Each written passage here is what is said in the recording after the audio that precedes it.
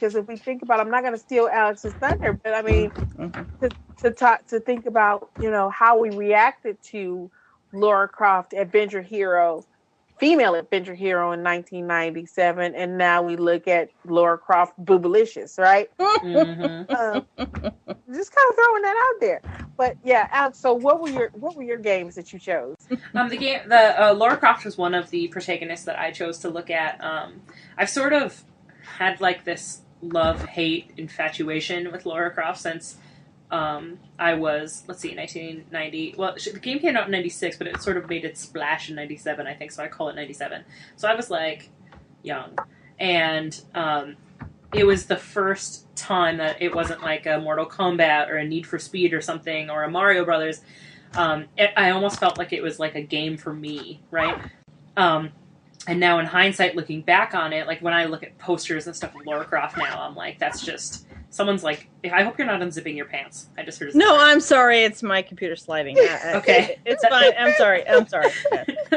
My apologies. Like, I realize we're kind of talking about No, sexy I stuff, just left it go. No zipping on the pants. Okay, so, she sort of was really important to me, and it meant a lot to me in 1997 that there was a female character, and I didn't see her as a sex symbol. I saw her as, which the developer in an interview that I read talked about, is he tried to make a strong woman, and they based her off of an English pop singer, something like that, who's a totally normal looking person, and Tank Girl, sort of like a mix between the two.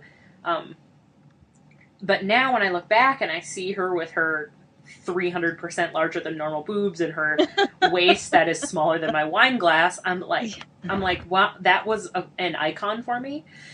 And so what I did is just did some research about like Laura Croft is in Guinness Book of World Records for the most recognizable video game character of all time, wow. Which I think is pretty remarkable. And yeah, I think so. Above Pac-Man and all the rest. Above Pac-Man, above everybody. Laura Croft is number one most recognizable. Okay. Wow. And I think that she and the devs, and I even found a couple articles on click on IGN about how in the past 5 or 6 years Laura Croft has gone from being like this really interesting protagonist to I believe the quote was virtual bimbo or something like that. I don't remember exactly what it was, but okay, yeah. And now she sort of represents what we would typically not want to see in video games, right? Like an over-sexualized character. So anyway, so that's the impetus for this this segment is the games don't have a stable meaning throughout time, right? That they change what it means for us culturally. So I don't know if you guys have anything to say about that before I talk about my next game. I defer to Samantha. No, now. I think. Yeah. Well, I think I agree to you. Agree with you.